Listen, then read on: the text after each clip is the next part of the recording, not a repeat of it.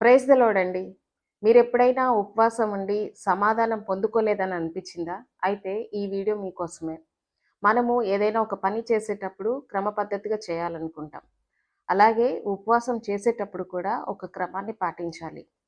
బైబిల్‌లో ఉపవాసం ఎలా చేయాలి, ఎలా చేయకూడదన్న విషయాలు క్లియర్‌గా రాయబడింది. ఆ విషయాలు మనం తెలుసుకుంటే ఉపవాస దినం ఎలా పాటించాలి అనేది మనకు అర్థమైతుంది. Let's skip into the video.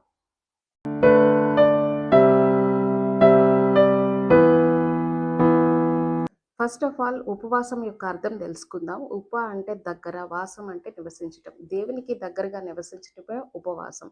శారీరకంగా ఆహార పానీయాలు కంప్లీట్‌గా లేదా పార్షియల్‌గా మానేసి దేవుని పైన మాత్రమే మనసు ఉంచటం అనేది ఉపవాసం. రోజంతా తిండి మానేసి మనకు నచ్చినట్లు గడపడం అనేది దేవుడికి ఇష్టమైనటువంటి ఉపవాసం కాదు. దేవుడికి అంగీకారమయ్యే ఉపవాసం అది కాదనమాట. ఉపవాస దినం ఎలా గడపాలి? ఉపవాసం ఉన్న రోజున పనులన్నిటిని త్వరగా ముగించుకోవాలి.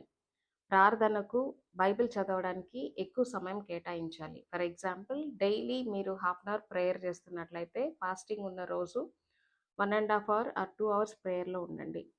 అలాగే మీకు డైలీ 1 టైం ప్రేయర్ చేసుకునే అలవాటు ఉంటే ఫాస్టింగ్ ఉన్న రోజు 2 టైమ్స్ ఆర్ 3 టైమ్స్ ప్రేయర్లో ఉండేలాగా చూసుకోవాలి. బైబిల్‌లో ఎన్ని రకాల ఫాస్టింగ్స్ ఉన్నాయి? ఫస్ట్ వన్ వచ్చి నార్మల్ ఫాస్ట్. ఇది వాటర్ మాత్రమే తీసుకొని ఉపవాసం ఉంటారు. Second one partial fasting. ఇది మనకిష్టమైన కొన్ని ఫుడ్స్‌ని అవాయిడ్ చేయడం అన్నమాట. దీనినే డానియల్ ఫాస్టింగ్ అని కూడా అంటారు. ఫర్ ఎగ్జాంపుల్ నాన్ వెజ్‌ని అవాయిడ్ చేస్తారు కొంతమంది. ఇది ఎక్కువగా మనం రోమన్ క్యాథలిక్స్‌లో, ఆర్థోడాక్స్‌లో చూస్తాము. వాళ్ళు ఈ 40 డేస్ నాన్ వెజ్ అవాయిడ్ చేస్తారనమాట. అలాగే థర్డ్ వన్ అబ్సల్యూట్ ఫాస్టింగ్.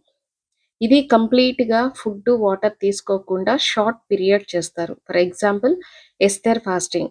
3 దినాలు ఆహారము, నీరు రెండిటిని అవాయిడ్ చేసి 3 దినాలు షార్ట్ పీరియడ్‌లో చేస్తారనమాట. దీనిని అబ్సల్యూట్ ఫాస్టింగ్ అని అంటారు. ఎన్ని దినాలు ఉపవాసం ఉండొచ్చు? బైబిల్‌లో 1 దినము, 3 దినాలు, 7 దినాలు, 10 దినాలు, 14, 21 దినాలు, 40 దినాలు ఉన్నారు. 40 దినాలు మోషే, యేసు ప్రభువారు 40 దినాలు ఉపవాసం ఉండడం మనం చూస్తాము. బైబిల్‌లో ఎక్కడా కూడా ఒకరోజు ఉండాలి, ఇన్ని రోజులు ఉండాలని కరెక్ట్‌గా మనకి ఎక్కడ కూడా రాయబడలేదండి. అయితే మన కెపాసిటీ ప్రకారము వారంలో ఒకరోజు ఉండొచ్చు, 2 రోజులు ఉండొచ్చు, లేదా 10 రోజులు ఉండొచ్చు, 7 రోజులు ఉండొచ్చు. ఎలాగైనా సరే అది మన కెపాసిటీ ప్రకారము మనము ఉపవాసం అనేది ఉండొచ్చనమాట. ఫాస్టింగ్ టైమింగ్స్ ఏ టైం నుంచి ఏ టైం వరకు ఉండాలి అన్నది చాలా మందికి కన్ఫ్యూజన్ ఉంటుందండి. అది ఇప్పుడు నేను క్లియర్‌గా చెప్తాను. ఫస్ట్ టైమింగ్ వచ్చి 6 AM నుంచి 1 PM వరకు. మార్నింగ్ 6 o'clockకి స్టార్ట్ చేస్తే 1 PMకి ఫాస్టింగ్ బ్రేక్ చేసి లంచ్ చేసేయొచ్చు. సెకండ్ టైమింగ్ 6 AM నుంచి 3 PM వరకు. యేసు ప్రభువారు 3 గంటలకి మరణించారు కాబట్టి ఆ సమయం వరకు ఉండొచ్చు. థర్డ్ టైమింగ్ 6 AM నుంచి 7 PM వరకు. మార్నింగ్ 6 o'clockకి స్టార్ట్ చేస్తే ఇంకా మధ్యాహ్నం లంచ్ కూడా చేయకుండా ఒకటేసారి ఈవినింగ్ డిన్నర్ చేస్తారనమాట. ఇదొక timing. 6 AM fourth timing 6 AM నుంచి నెక్స్ట్ డే 6 AM వరకు. అంటే full day morning breakfast, lunch, dinner మూడిటిని స్కిప్ చేసేసి నెక్స్ట్ డే మరలా 6 o'clockకి వాళ్ళు ఫాస్ట్ బ్రేక్ చేసి ఏదో ఒకటి తింటారు. సో, ఈ 4 టైమింగ్స్ అనేది మనం ఈ ఫాస్టింగ్ 40 డేస్ ఫాస్టింగ్ టైంలో ఏదో ఒక టైంని మనం ఫాలో అవ్వచ్చు. ఫుల్ డే ఉండలేని వాళ్ళు ఒక పూట ఉండొచ్చు. 6 AM టు 1 PM వరకు ఉండొచ్చనమాట. So, this is the timings. ఈ గనక ఫాలో అయితే మీరు పర్ఫెక్ట్‌గా ఫాస్టింగ్ టైమ్‌ని ఫాలో అయితున్నట్లు. ఫాస్టింగ్ దేని గురించి చేయాలి? బైబిల్‌లో రిపెంటెన్స్ గురించి ప్రార్థన చేయడం మనం చూస్తాము. ఉపవాసం ఉండి ప్రార్థన చేయడం చూస్తాము.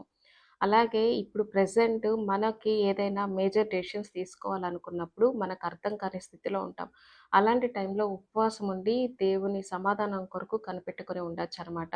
అలాగే మన పర్సనల్ ఇష్యూస్ గురించి కూడా ప్రార్థన చేయొచ్చు. ఫర్ ఎగ్జాంపుల్ మ్యారేజ్, జాబ్, పిల్లలు, హెల్త్ ఆ విధంగా అంతేకాకుండా ఇంకా డెబ్ట్స్ ఈ విధమైనటువంటి పర్సనల్ ప్రాబ్లమ్స్ గురించి దేవుని దగ్గర మొరపెట్టొచ్చండి.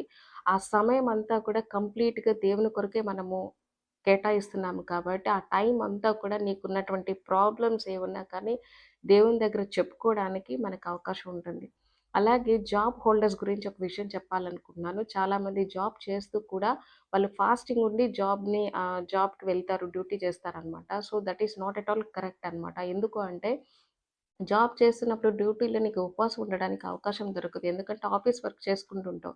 సో, అలాగైతే చేయొద్దు. ఎవరైనా గానీ జాబ్ హోల్డర్స్ ఉండి ఉపవాసం ఉండాలి అనుకున్నప్పుడు వాళ్ళెలా చేయాలి అంటే, ఆ రోజు అరపూట హాఫ్ డే లీవ్ తీసుకొని ఇంట్లో ఉండి చక్కగా పనులన్నిటిని త్వరగా ముగించేసుకొని ఫాస్టింగ్ చేసుకోవచ్చు. But that is the correct fasting అనమాట.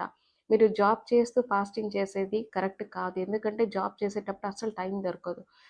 అది ఫాస్టింగ్ చేసినా దానివల్ల యూజ్ అనేది ఉండదు. సో, మీరు కరెక్ట్ మీనింగ్‌లో, కరెక్ట్ వేలో ఉపవాసం ఉండాలి. మీకు కరెక్ట్‌గా దేవుని దగ్గర నుంచి సమాధానం రావాలి అనుకున్నప్పుడు, సెలవు పెట్టేసుకొని ఒక పూటైనా సరే దేవుని దగ్గర గడపడానికి ఆ సమయం చూసుకోండి. చివరగా ఒక మాట, మీరు ఫాస్టింగ్ చేసేటప్పుడు ఎంత సమయం దేవునికి కేటాయిస్తున్నాము అన్నది మాత్రం చూసుకోండి.